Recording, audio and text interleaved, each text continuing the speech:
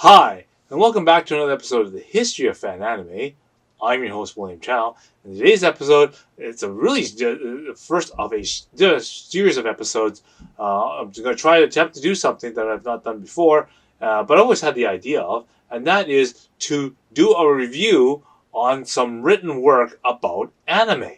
Okay, so people have been using anime to write essays, to write like theses and documents, and obviously homework assignments and that kind of stuff about anime. And so in this episode is going to be a start of a long chain of episodes, because obviously to fully do an analysis on a written work, it may require me several episodes to go over different points and that kind of stuff. But um, this is one of these sort of rare situations I get to do this. So before I begin and talk about this, I want to remind people to go down below, click like, and click subscribe.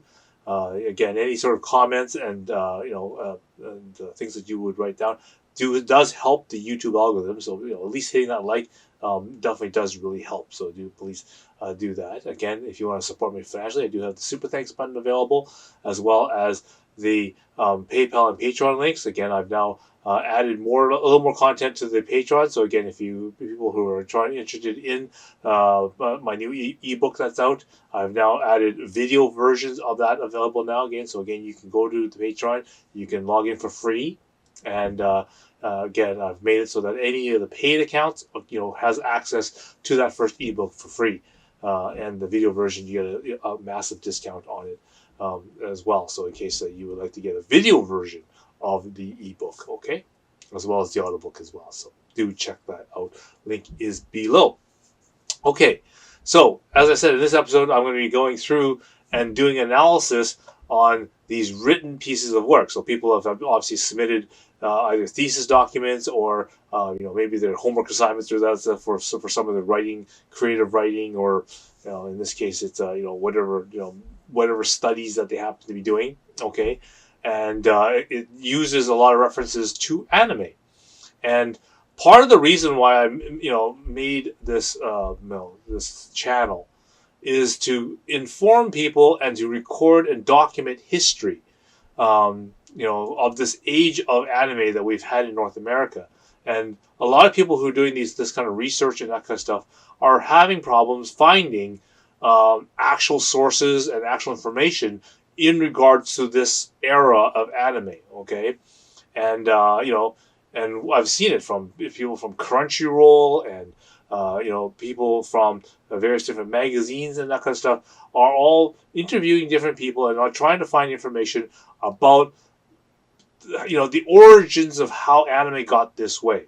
So in today's episode, I've come across a piece of writing. Okay, it does have this sort of a political sort of type of leaning towards it. Okay, and again, I don't want to talk politics and that kind of stuff, and most people don't really care, especially on this particular part of the channel, because my emphasis is on this again, documenting a time period in our history that that transpired and isn't well documented. Not very many people have written too many articles and that kind of stuff about it, and not too many people, especially from this particular era, have basically documented what exactly has gone on in this thing.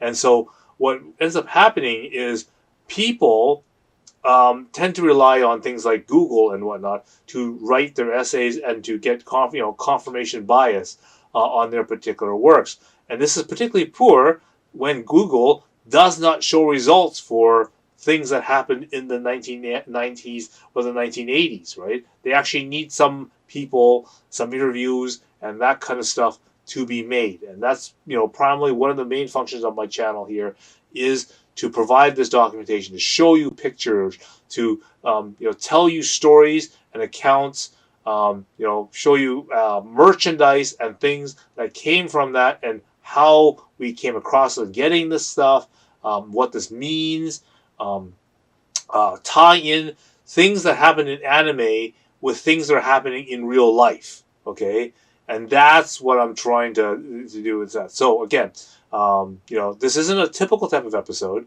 and the way that I'm tackling this episode is maybe a little bit strange and very very long. Okay, but I assure you, even though we are touching a little bit on politics, do not pay attention to it too much because I won't delve too deeply into it. Okay, I'll touch on it, but I won't really get into why what particular things that happen on that, because there's a lot of factors and that kind of stuff, and that's not what this particular channel is really about to.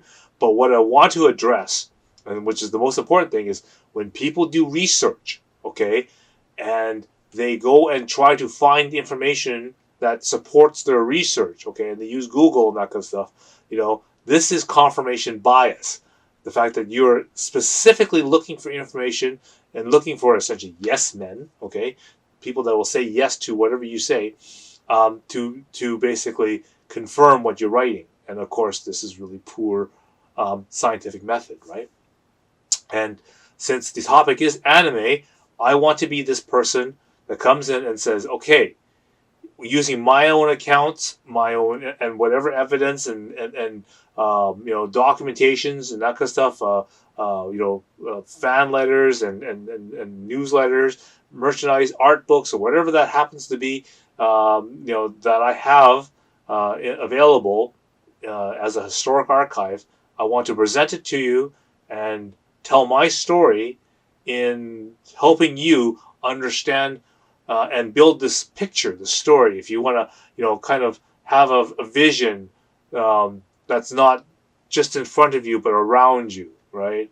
What are all the other factors that transcribe around you? So when I describe what the environment of, let's say, an anime convention in 1991, or some of the funny stories and conflicts and cosplay and that kind of stuff that happened at Comic-Con in '89. Okay, I want to not only tell you the story, I want to see if I can get you some pictures. I want to give you some context of why this is this particular thing happened.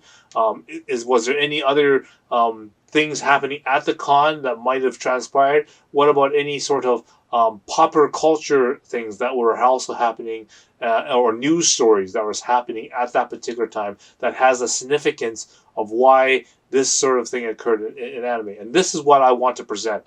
Okay, this is the history part and the accounting part and of course the recording of and documentating of this kind of history, because as I said, um, we're all getting older, okay, and if we don't tell our story, if we don't get it, told in and documented, then we may become people like Carl Masick, Don Yee, Torrance Smith, all these people who are pivotal members of the anime community, but they're no longer around anymore, and they can't tell their story, and and all the things, whether or not good, bad, conflicts, their opinions on stuff, on how they handled things, and all the inside stories that we can't find on Google, and people didn't post on any sort of form, gets lost. Okay, that part of history is lost, and until someone comes through and documents it, maybe brings out some receipts and brings out some scripts or things of basically historical importance, okay, like these anime artifacts, if you will, okay, um, you know their story will never be fully, as I said, fully appreciated and fully understood, and then it'll be just basically left for interpretation. And one good example I just did a few episodes ago is the story of the most mysterious song on the internet.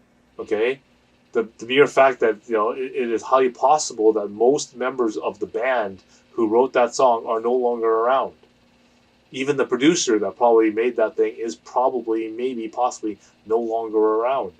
And with that, it may be very impossible to find out who exactly wrote that song and where it came from and that kind of stuff. And it may be just one of those untold, basically unsolved mysteries, right?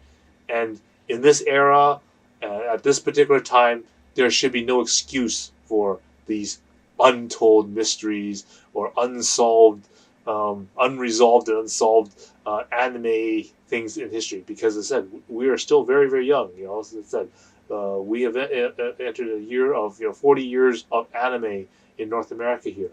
We should be able to have and document our own history and be able to do that, because as I said, we're not that old yet. Not that old yet, so let's get that. Okay, so anyway, I apologize for such a long opening. But yes, so here we're going to be in.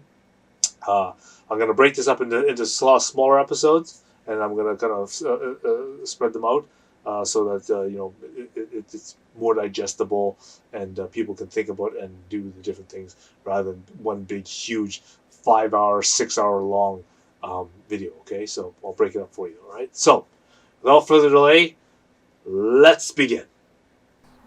Ultimately, these trolling practices participated in denial or ignorance of gendered issues, rec.arts.anime, which is 7. So basically, if you have 95% of your people that are on this news group wondering where the females are, okay, you would generate messages, and you are defining it as denial or ignorance of gendered issues. So concerns of female people, like, okay, so you don't know if it's an issue or not an issue. So you post a message, and it's in a form of a troll in order to see if anyone makes any response, because nobody's making a reply. And so you say that this is a this is done in denial or in ignorance. Okay, so you say the discussions were so frequent, as you say, so many messages, more than one for every 1,000.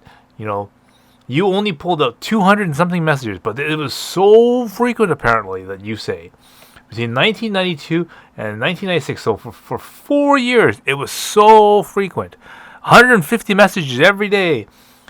And you only pulled 200 of them out of 4 years. That was so frequent. Okay. Female users began to ironically ask the question, do female anime fans exist? And then they basically put that question onto the rec.arts.faq. Okay, so the rec.arts FAQ, okay, it was compiled by a Stephen Pearl, which unfortunately is no longer around with us, but he was one of the key figures in the early anime, beginning of Rec.arts anime. He wasn't a moderator per se, the word. Him and Hitoshi Doi, created some of the most useful FAQs and sort of summaries and compilations of information and that kind of stuff from the news group. So basically, what they did is they took the information that came out on the news groups, okay, and then what they do is they crunch it down and summarize it and put it into sort of updates, like weekly sort of updates, sort of things that sort of transpired during the week, okay, and so by showing up on one of these weekly updates or whatever, monthly updates or whatever, and maybe even appearing in the master FAQ file for a while, right? Because obviously, if it's an issue that progresses or continues onwards, or is worthwhile, that a lot of people are happy to know this kind of information, that kind of stuff, they move it into the master FAQ, okay? But it was sort of a topic that appeared for a week or a couple months or whatever, and then went away and disappeared because it became a non-issue. You can look up some of the FAQs of I've pulled up one from 1998. Okay, well into the decline of the news group itself. There's no mention of it, right? So it's obviously a passing thing. Yet you decide to pull it up and mention it as negative networking, when someone actually noticed the problem and made mention of it, and for the better of the news group, put outlines and etiquette for it. How is that bad? Right? That's not negative networking. He's not saying anything derogatory or bad. he's actually addressing the issue actually, and actually making an FAQ for so any future people that have that question or kind of wonder about it. Hey, they read it in the FAQ. Oh, yeah, there is. They are there. Okay, it's just that again, they make mention that the number of people that are in this sort of group are very few. And the years that you mentioned, 92 to 96, okay, that is when, the rising of the popularity of things. And then basically after 95, 96, everyone started sort of leaving the groups and finding better places to put the information, because that's when internet started opening up. And even other people that aren't Usenet administrators and that kind of stuff can set up their own mailing list or blogs and sub websites and that kind of stuff. So better information, more current information that doesn't have spam and all this so-called negative networking, as you could define. They found that stuff elsewhere, and so people started leaving and getting their information elsewhere. Okay, so. But yet, you seem to indicate that even with 1 out of every 1,000 messages, this is constant, as you say. Okay, and here's another interesting sort of thing that would sort of helps. It's a telling tale. While the inclusion was never taken and maybe never asked for too seriously, it could have, so coulda, woulda, shoulda. Could have had potential to derive the narrative of the non-existence of female anime fans in online spaces. So what she's saying is that thank you for making this sort of mention of this thing into the master FAQ. We didn't ask for it, and people maybe not took it too seriously, but you're basically. Talking to basically what Stephen Pearl exactly and Hitoshi Doi do, and they do exactly just that. They take the significant things that have occurred in their space.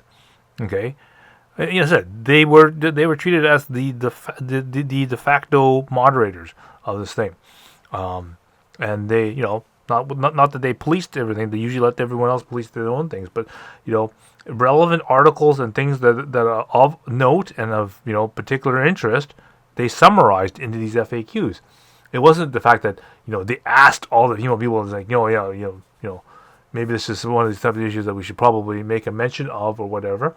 But no, it's just if there was some commonality to it, they would put it and post it in to the FAQ so that future people would kind of be aware that this was this was a thing, and there are, yes, so you don't have to ask that question. You don't have to post more messages, because that's probably what happens, right?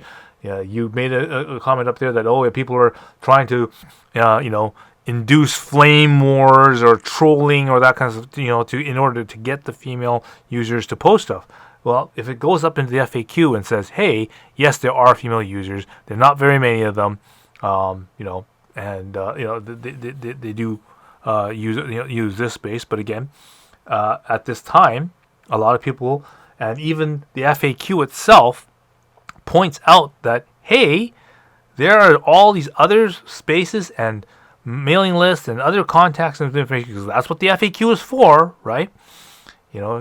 If you're new to the thing and you want to get some information, a lot of people just go right to the FAQ, download that FAQ that Stephen Pearl and Hitoshi Doi and those people are doing, and there's a ton of information on that.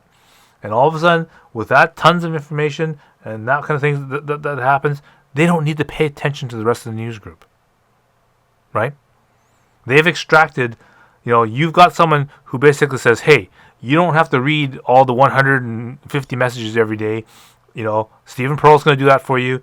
All you have to do is subscribe to his ML, and every week he will post an update for you, and he will go through the 1,050 plus messages that come out through every week, and he'll summarize it all in a short FAQ sheet for you.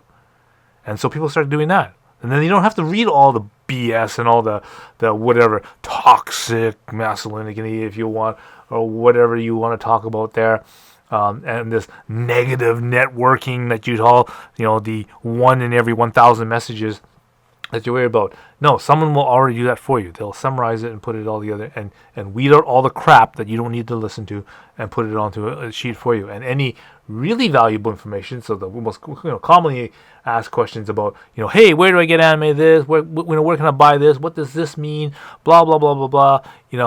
What are some of the popular MLs and where are some, and then later on when people start making their own sort of websites and that kind of stuff, tailored towards, say, for example, Sailor Moon or whatever, those things start getting posted up as well. So you say, hey, if you're interested in Sailor Moon, here's a special Sailor Moon sort of site. And if you like, Gundam, here's a Gundam one and whatever. And so people, will read these out of the FAQ and will go to those and will not pay attention to this stuff. Okay?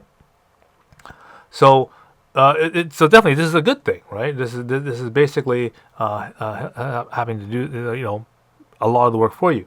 Now, the fact that you had to mention this and the fact that you had to say, yes, it could have the potential to derive the nerve. So you're basically saying that Stephen, if he had an ulterior motive, could have, turned this into a big issue and could have, put derogatory information about, oh yeah, there's no women here, just keep spamming them, and they'll finally, drive them away and make this a man space only, right?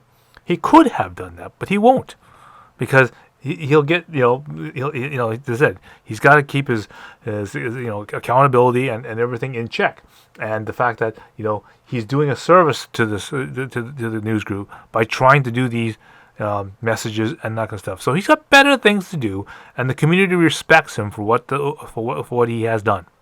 Okay, so yeah, all this coulda, woulda, shoulda. This is one of those situations where, geez, maybe if you're stuck in a forest, maybe you should not picked, go and find the bear, right? Maybe you should have, went and did the logical thing in your brain and went for the man, right? To help you get out of the forest, right? Instead of going, I'm gonna go and pick the bear, right? So, just this is one of those situations where, yeah, when you lead with a, in terms of, like, let's say a scientific paper, and you're gonna going, oh, we're gonna apply, feminist theory at the very beginning, like you say, you're trying to make this scientific, that stuff.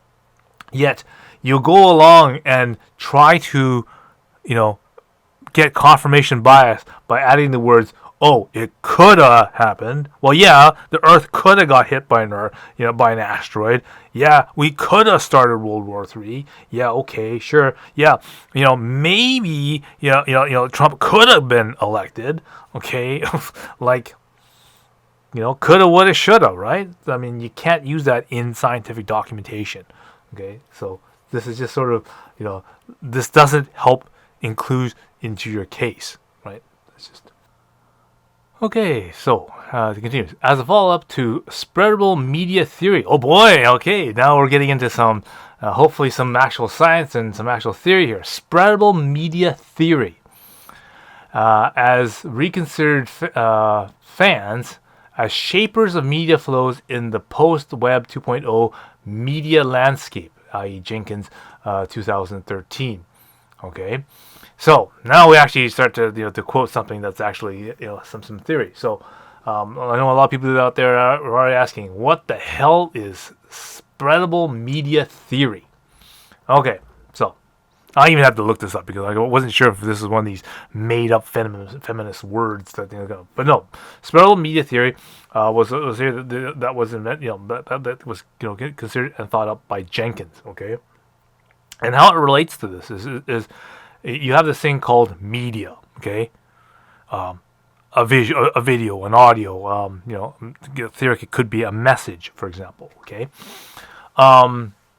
But I'm believing this is probably I'm gonna consider it like a media as in like a VHS tape, because again we're talking about an era, okay, especially before 2004, okay, even before the 2000s, right? Because we sort of had the ability to kind of do video and that kind of stuff, but it was so poor, and so we didn't have the standards for transmitting video online, in large packets and that kind of stuff, and didn't have the compression algorithms done well. We didn't have the codecs done properly. So still, for the most part, even up to until the era of the digital fan subbing and that kind of stuff, media, okay, in terms of anime, still refers to VHS tapes and things like, and DVDs and that kind of stuff, right? Maybe DVD-Rs, recordable media, like that kind of stuff, right? So that is what we probably have. So that's what the definition of media in this sort of situation is. Now, what is spreadable media theory? Okay, so using the Jenkins model, and sort of virus and how viruses sort of work. I would be the person that gets Japanese content. Okay, so I would go out and buy the Laserdisc or whatever for Japanese animation. Okay, so that is me taking in the media. So that's you can think of the factory in Japan being ground zero. They make this Laserdisc, and through me purchasing it, that gets spread to me. So now I'm, shall we say, level 1, okay? But what I can do to make it, spreadable media and that kind of stuff, is I can add stuff to it. Okay, so I can put my subtitles and stuff onto it. I can put my comments into it, and I can do all this other, personalization to it. Okay, record it onto a video cassette, and then I've now become the new ground zero. Okay, even though I'm level 1, so I'm one generation removed. Okay, that's probably another way that how tape dubbers call it. Like generation 1, generation 2, generation 3 type of thing, right? How many copies are you away from the original, right? So I now become the new ground zero, okay? And then if I make a copy of this video cassette and send it to all these people who ordered it, okay, those all now become one generation away. So now we go from Japan to me. I've done some changes to this media by subtitling it, and now I'm passing that on to to people who order it, so to those people in fan clubs and that kind of stuff who want there for their fan meetings and that kind of stuff. So that's one generation. Those people, obviously, now with this, this tape, they're probably making copies for their friends and to their members of the club and that kind of stuff. So, that copy from that friend to from that tape that I gave them to their friends. Okay, that's another generation. So that's 2 generations now, right? So one from Japan to me, from me to the club president, for example, and then that club president copies it to his friend or to his member, right? So we're now one generation down. Now that friend, if he wants to make a copy for his friend, well then that's another generation, right? So now we're going, one generation from Japan to me to that club president, the club president to that member, and then that member down to his friend. So basically, you can see how it's kind of spreading. And of course, the more times we do that, it spreads out like a pyramid. Okay, so that's the pyramid design. Now, this in general, okay, is a one sort of consistent phase. Okay, like a virus, these people that are downstream from me. Because if I'm ground zero, so I'm the source of the fan subbed version of the media, okay, of this VHS tape. Every version I get set down there, it's obviously unlikely that those people are going to make any alterations to that tape. They're just going to make a copy of the tape straight from one tape to another. They're not going to add any subtitles to it.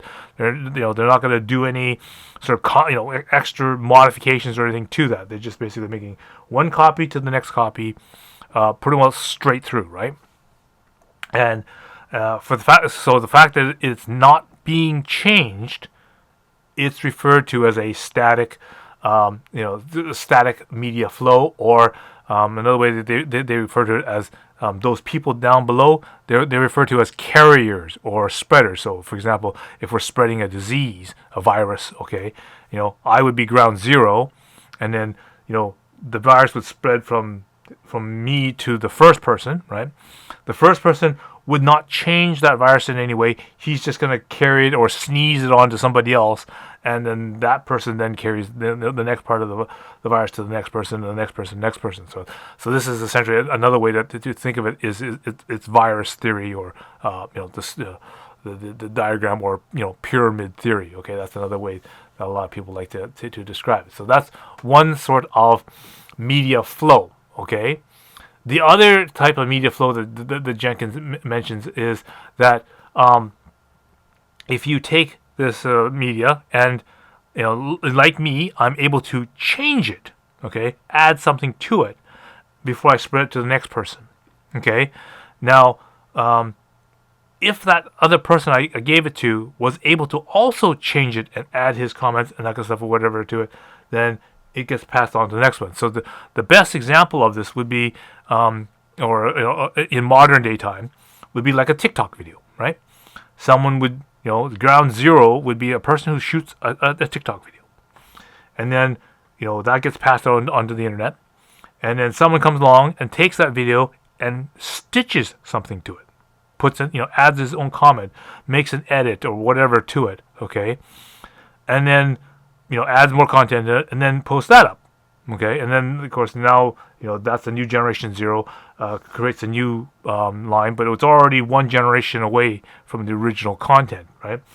And then this new version, okay, that already has a stitch put onto it, someone else can come along and stitch onto that. So now we've got two stitches on the same video, okay? So every generation is adding more stuff to it, right? You see this? We want this. We love this. We need this. But this, yeah, we don't need this. As a member of the African American community, we would like to humbly decline your offer. Since you don't want your own race, maybe the Hispanics will take you instead. So sorry, you have been declined. Thank you for the referral on that, but the Hispanic community, we're gonna have to pass on that. You could check the Asians though. As a representative of the Asian community, after careful consideration, unfortunately, we cannot take her. She will also be banned from ever taking out Chinese again. Though, we will offer her up to the Indians. After a not-so-thorough examination and as a member of the Indian community, we would also like to humbly deny this offer. Maybe the Egyptians would be interested. Yeah, I'm sorry, but there's no way. Gotta pass this one back to the white boys. No.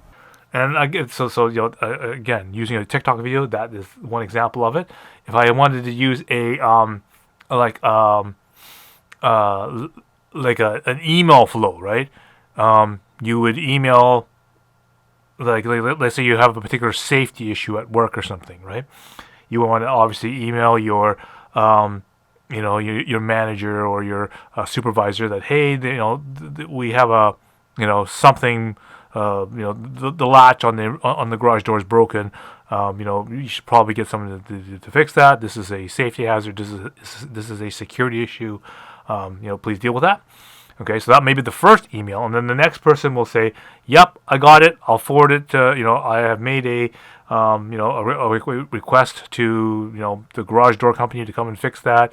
Blah blah blah. Okay, so that is we're going to take what someone said and we're going to add a reply to it. So people in the chain will then see, okay, the person said that first, and then this person said this after that, and then now another person, if they wanted to make a reply, will be put as the third person, and the fourth person will be added to that. So basically, it's the concept of email chains and that kind of stuff is another concept of a media flow. This thing called spreadable media theory. Thank you for sticking along and basically staying with it for this long. I really appreciate that. I said again, this is not typical content that I like to to do, and but I think it's very interesting. Not so much for the the topic or whatever of the particular essay here, okay? Because I don't that's probably that's politics and that kind of stuff is something I don't want to get into on this particular channel. But again, the importance of is correctly documenting events that happened in the past, especially in this very important, golden era part of anime, and making and setting the record straight. You can make your own interpretations, and as when I remember when I took when I was on jury duty. Okay, someone made a very prolific statement. Okay, which really shaped the way how I think and interpret things. And this is what he said. You can choose to not believe, partially believe, total believe, none, some, or all of the evidence. Okay? So think about that. You can either, and this is it, you've provided 6 different possibilities for one particular type of outcome. So if someone presents you a piece of information, you can choose to 0% believe none of it. Okay, you have no confidence in it. You can have some belief or some particular confidence of some level, or you can be totally invested in believing this thing. Okay, but also you can also choose to believe none of the evidence. So, if multiple pieces or one piece of evidence that has different facets of it, you can choose to believe none of that. Maybe some parts of the evidence you deem credible and you will believe some parts of that. Or you trust the evidence, okay, so you fully believe that this evidence is 100% all parts of the evidence, so all the evidence as a whole, and you can choose to believe none of it, some of it, or all of it. And you can choose what level you believe it to, whether or not you just decide to 100% with or 0% confidence in any parts of that, partial confidence in 0 to all of it, or 100% confidence in none or all of it. Okay? Seems kind of confusing, but at the same time, it really resonated with me about how you would learn to interpret things and take the parts that you want to, that you feel credible, okay, and then you can analyze that using critical thinking to determine whether or not you wish to add this to your base of knowledge or disregard it as just total fluff. Or maybe something in the middle. Partially you agree with certain parts, you don't agree with certain parts, you feel fuzzy about certain parts, but you're confident that the evidence is actually true, but you're not really sure. Well, that's so it handles all the different gray zones, both positively on that. So again, the goal here is to train your mind how to see the world differently, how to question what others say. I've come to realize that there are 3 categories of truth: personal truth, political truths, and the objective truths that shape our understanding of the universe. The interesting thing about an objective truth is that it's true no matter what. Imagine that. That's just something one story I like to reflect on. But again, we have more episodes of this. This is a fairly long essay, but as I said, I'll split up the episodes and have more of that again. So thank you for staying on this long. But again, don't be turned off by the fact of the topic that this is about. Because I'm not going to try to cover the politics and that kind of stuff a little bit. I'll touch on it a little bit just because I have to. But for the most part, I want to stick to the history. All right. So thank you again, and I will see you in the next episode. So until then, until next time, I will see you again.